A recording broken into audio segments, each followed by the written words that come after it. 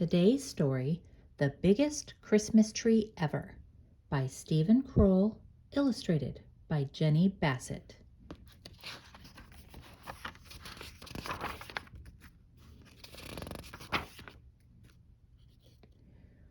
Once there were two mice who fell in love with the same Christmas tree, but you had to see it to believe it.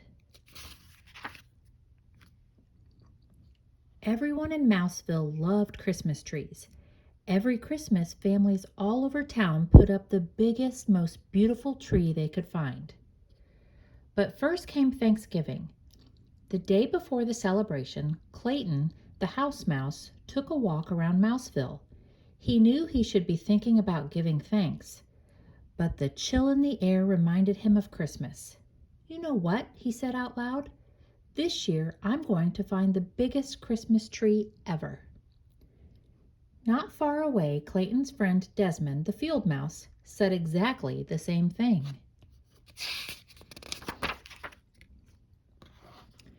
That night, Clayton helped his mom and dad, his brother Andy, and his sister Trudy make a special cheese casserole and a nut pie for Thanksgiving dinner.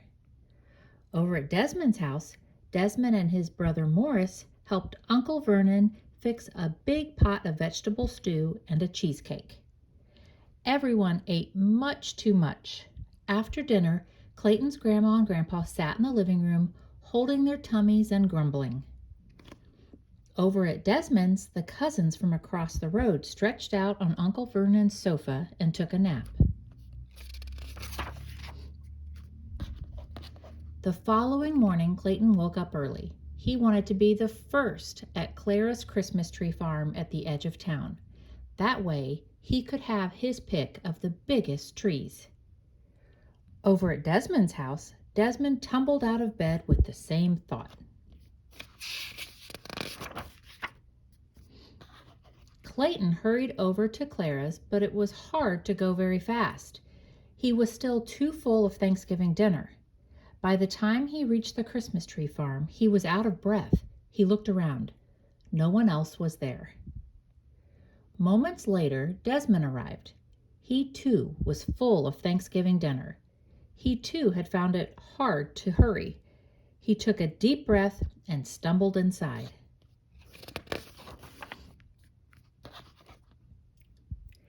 Clayton wobbled down the row of trees.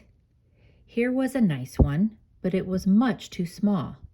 There was another, but it was squat and had a crooked top.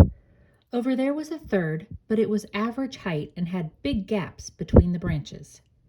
Struggling down another row, Desmond was having the same problems.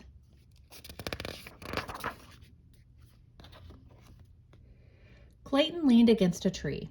It was scrawny and not very tall. "I'll never find the tree I want," he said. "I'd better go home." And not far away, squinting at another tree, Desmond said, "I'll never find the tree I want. I'd better go home."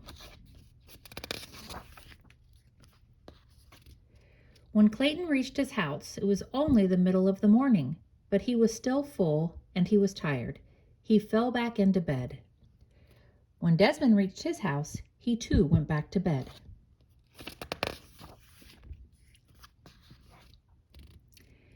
Clayton woke up for lunch and spoke to his dad. Dad said, "Go out this afternoon, walk to the far edge of the Christmas tree farm. The biggest trees are there." When Desmond woke up for lunch, Uncle Vernon told him the same thing. That afternoon, Clayton went out again. At the very same time, Desmond did too. Clayton walked to the far edge of the Christmas tree farm. He looked at one big tree after another, but none of them looked like the biggest Christmas tree ever. Down another path, Desmond was having the same bad luck.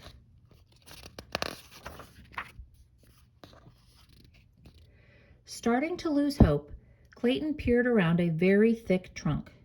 Desmond peered around the same thick trunk. They bumped heads and fell down.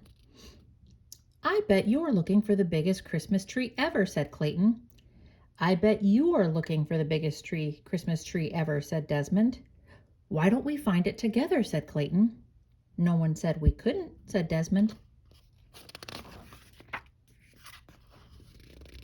They set out through the rows of trees.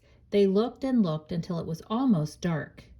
Just as they were ready to give up, there it was, a Christmas tree so big and so tall it reached the sky.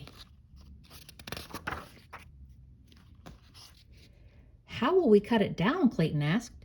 "It's much too big for the two of us." "Where will we put it?" Desmond added. "It won't fit in your house or mine."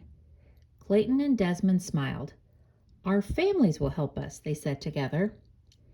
And that is what happened.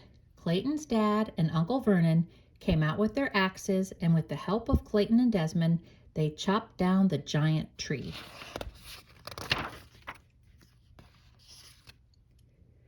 Both families called on friends and relations, and together they loaded the tree onto 100 red wagons and pulled it to Clayton's front yard. There they decorated it with the most wondrous ornaments and colored lights. And on Christmas Eve, with all of Mouseville celebrating around it, the biggest Christmas tree ever lit up the entire hillside. Clayton and Desmond shared a high five. "We did it," said Clayton. "All of us together," said Desmond. The end.